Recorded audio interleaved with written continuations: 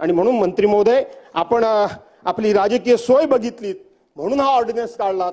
त्याच्यामध्ये आता तुम्ही त्याचं बिलामध्ये रूपांतर करताय, विरोध करून काय फायदा होणार नाही आम्हाला माहितीच आहे, हे आम्हाला माहितीच आहे, पण किमान ऐकून तरी घेताय हे सुद्धा काही लोकशाहीमध्ये कमी नाहीये, कारण ती सहनशीलता सुद्धा आता तुमच्याकडे राहिलेली नाहीये।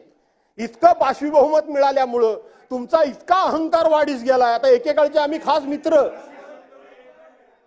एवढा आम्ही मित्र, पण नुसता घडी गुरगुरतच असतो माझ्यावर सारखा, हल्ली मी बघितलं ते इतके आम्ही मित्र जवळचे मंत्री आहात असं आहे। ऐकून घेतील, दुर्लक्षच केलं जयकुमारजी ऐकून घेतील। नाही ना, मला माहिती आहे मी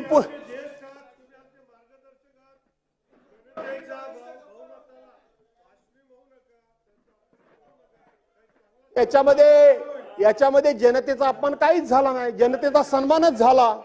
जनतेमध्ये सन्मानच झाला की तुम्हाला एवढं बहुमत दिलं की त्या बहुमताला मी पाशवी म्हटलं, जनतेच्या निर्णयाला नाही मी म्हटलं, तुम्हाला दिलेलं बहुमत पाशवी। ठीक आहे, रेकॉर्डवरनं चुकीचं असेल तर तपासून मी निर्णय घेईन। चला अध्यक्ष महोदय, आपण तो निर्णय घेऊ शकता, तो आपला अधिकार आहे। तपासून घेईन असं नाही घेणार, जरा चला पुढे। तेच सांगतो, पण या निमित्तानं आता खेळीमेळीचं वातावरण आहे।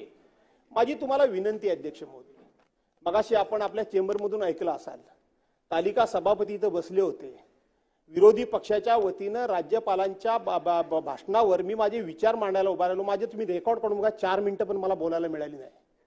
अध्यक्ष महोदय, तालिका सभापती स्वतः सांगता आपण निर्णय काय देऊन गेलात की 7 तास चर्चा होईल, मंत्र्यांच्या उत्तरासह ट्रेझरी बेंचला निम्मा वेळ आणि ट्रेझरी इथं विरोधी पक्षाला निम्मा वेळ। मला 2 मिनिटात तुम्ही थांबवा, 2 मिनिटात म्हणून थांबवतात तालिका सभा, आणि खालून आमचे मित्र सांगतात तालिका सभापतींचा अध्यक्षत्व आपला आदेश तो कायम। अरे आदेश कायम मान्य आहे, पण तो शेवटी नियमाला धरून हवा का नको, तो रीतिरिवाजाला धरून हवा का नको, तो प्रथा परंपरेला धरून हवा का नको? चुकीच्या पद्धतीला कसं काय समर्थन देऊ शकता तुम्ही? मी माझ्या आयुष्यात कधी दिलं नाही, चूक तर चूकच म्हटलंय, डायरेक्ट कधीच दिलं नाही। आणि म्हणून माझी विनंती एवढीच आहे, त्याच्या ऐका ना अध्यक्ष महोदय, जरा ऐकून घ्या तुम्ही पण, आता असं नका करू, जरा ऐका माझं। मी तुम्हाला एक अध्यक्ष महोदय नम्रपणे अति नम्रपणे सांगतो की खालून सर्रास अध्यक्ष महोदय हे रेकॉर्डवरून काढून टाका, हे रेकॉर्डवरून काढून टाका, हे सांगितलं जातं। आपल्यासारखा माणूस म्हणतो मी तपासून बघेन, परंतु एखादा तालिका सभापती डायरेक्ट म्हणतो काढून टाकेन। अध्यक्ष महोदय, एखाद्या सदस्याने केलेलं वक्तव्य, एखाद्या सदस्याने केलेलं भाष्य, एखाद्या सदस्याने केलेलं भाषण हे रेकॉर्डवरून काढून टाकणं अध्यक्ष महोदय हा फार फार फार मोठा अपमान आहे। आपण विचार करू, हा बापरेच सांगतो, तेच सांगतो अध्यक्ष महोदय।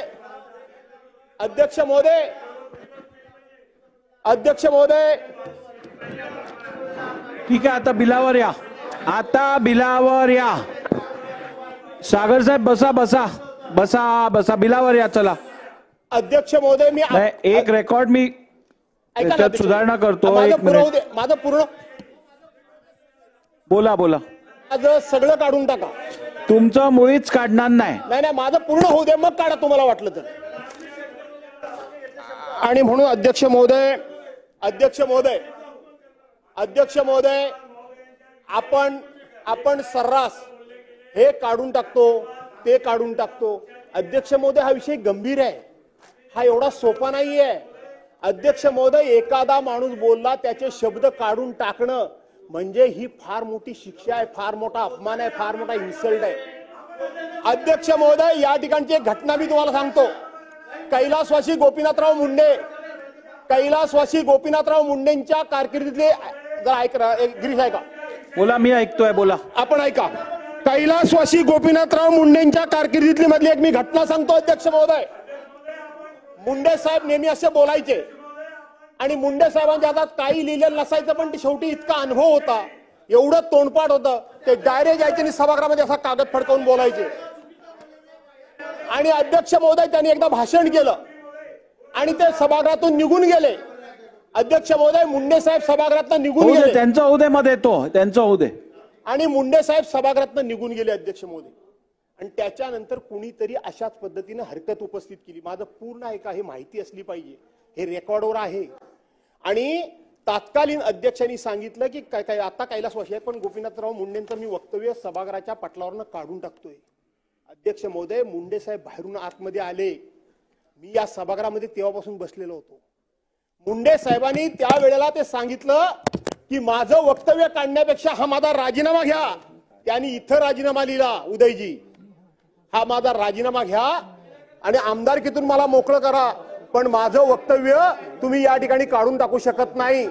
सभागृहाच्या समोर प्रचंड पेच निर्माण झाला, सगळे लोक बसले.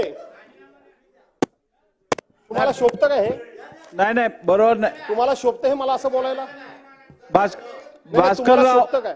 आणि म्हणून माझं तुम्हाला एवढंच सांगणं, हे काढून टाकणं एवढा सोपा विषय नाही, एवढ्या करता सांगतो. अहो. आणि म्हणून अध्यक्ष महोदय, या ठिकाणी सरकारने हे विधेयक आणलेलं आहे आणि म्हणून स्थानिक स्वराज्य संस्थांच्या निवडणुका सुद्धा लवकरात लवकर ठीक कशा आहे. होतील आहे. या दृष्टीने सरकारने ठीक आहे. पुढाकार घ्यावा.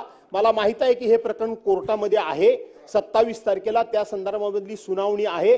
जो काही कोर्टामध्ये निर्णय होईल तो होईल, परंतु सरकारच्या वतीनं या स्थानिक स्वराज्य संस्थांच्या निवडणुका मंत्री महोदय लवकर कशा ठीक. होतील आणि लोकप्रतिनिधींच्या हातामध्ये हा कारभार कसा येईल या दृष्टीनं आपण प्रयत्न करावा. तुम्ही असं केलं तर थांबणार नाही मी अर्धा पाऊण तास आणि मला थांबवता येणार नाही. ठीक आहे. मला थांबवता येणार नाही असं नाही ना, तुम्ही नाही थांबवू शकत ना, थांबवताच येणार नाही. 34 सेक्शन खाली मला तसं थांबवता येणार नाही हे पण सांगतो. चला आणि म्हणून अध्यक्ष महोदय की आपण या दृष्टीनं सरकारने विचार ठीक करावा, आहे. एवढी माझी सूचना आहे. ठीक धन्यवाद. आहे. रत्नागिरी 24 न्यूज चॅनलला आताच सबस्क्राईब करा आणि शेअर करायला विसरू नका.